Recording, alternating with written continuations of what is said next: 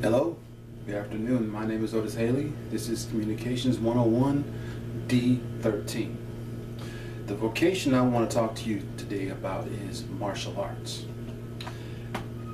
The audience that this is meant for is Christian households and people of all ages. The topic is martial arts can be used to promote self-control, humility, and value for all life when taught from a Christian perspective. Every culture has developed its own version of a fighting art that we now call the martial arts.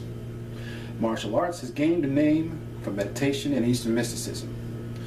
But can martial arts be used as a tool to promote godly principles? As Christians, we want to make sure that anything we partake of is at best promoting godliness and organization, and at worst neutral. Martial arts is not only beneficial for learning self-preservation in the case of a fight, but when taught by a Christian from a biblical standpoint, can absolutely promote those standards. The three Christian principles that I will be examining today will be self-control, humility, and value of life. I myself have been a practitioner of martial arts for 25 years. The last 10 of those 25 years were spent actively instructing classes. While I understand Eastern philosophy that usually accompanies martial arts who steep themselves in the practice, I've been fortunate to keep myself around instructors that revere the living God first and foremost, and as such have divorced the Eastern mysticism from instruction.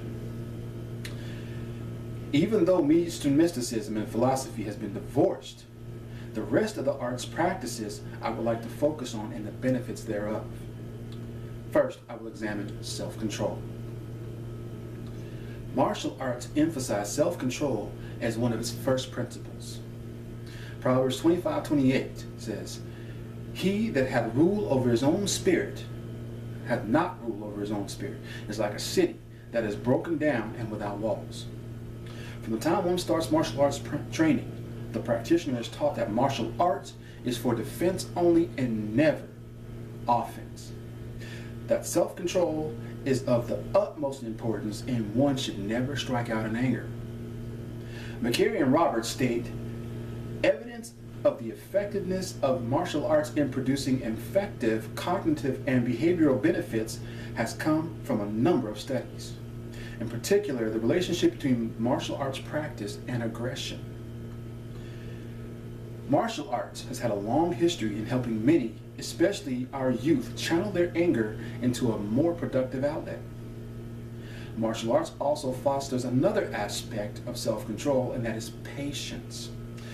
Patience is gained as he is or she works to gain the next belt rank. 1 Timothy 6:11 says, "And follow after righteousness, godliness, faith, love, patience, and meekness." The average practitioner takes between 2 to 5 years to obtain a black belt, depending upon the style that is practiced. Every style has adopted a belt ranking system that we have to work through, and each belt has its own requirements to learn to be able to progress to the next belt rank.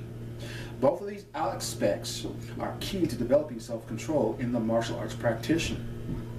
But martial arts goes even deeper in developing the full person with humility. Martial arts teaches respect of everyone no matter what rank or ability.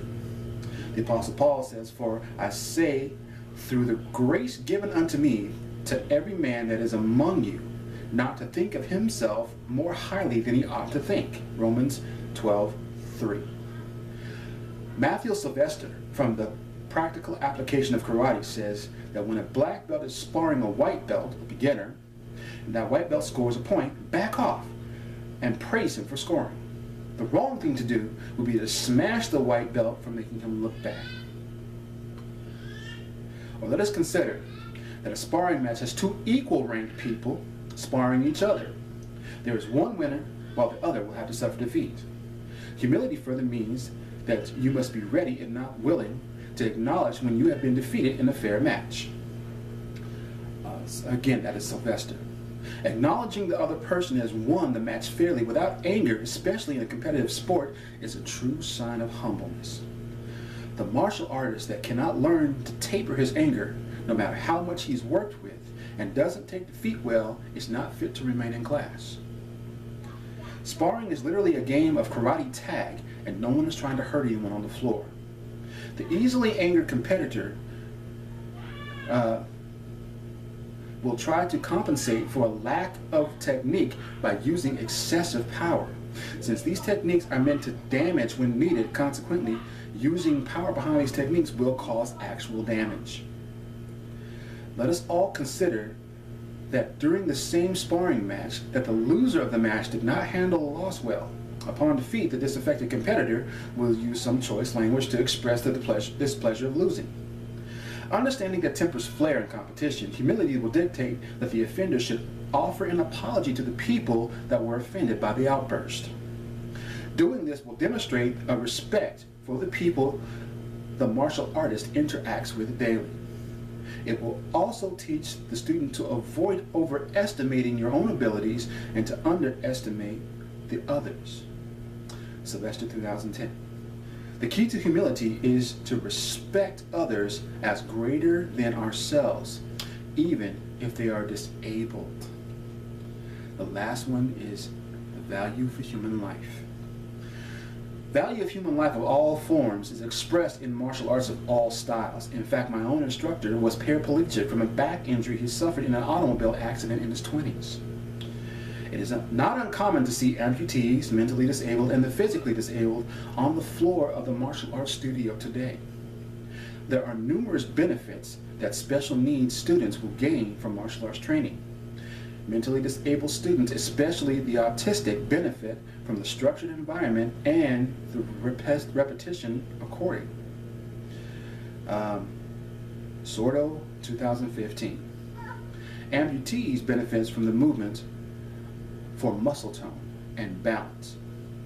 Paul DeSordo, instructor, states that not only does the student learn and benefit from the physical, but also the mental as well. Focus and concentration is significantly increased during training.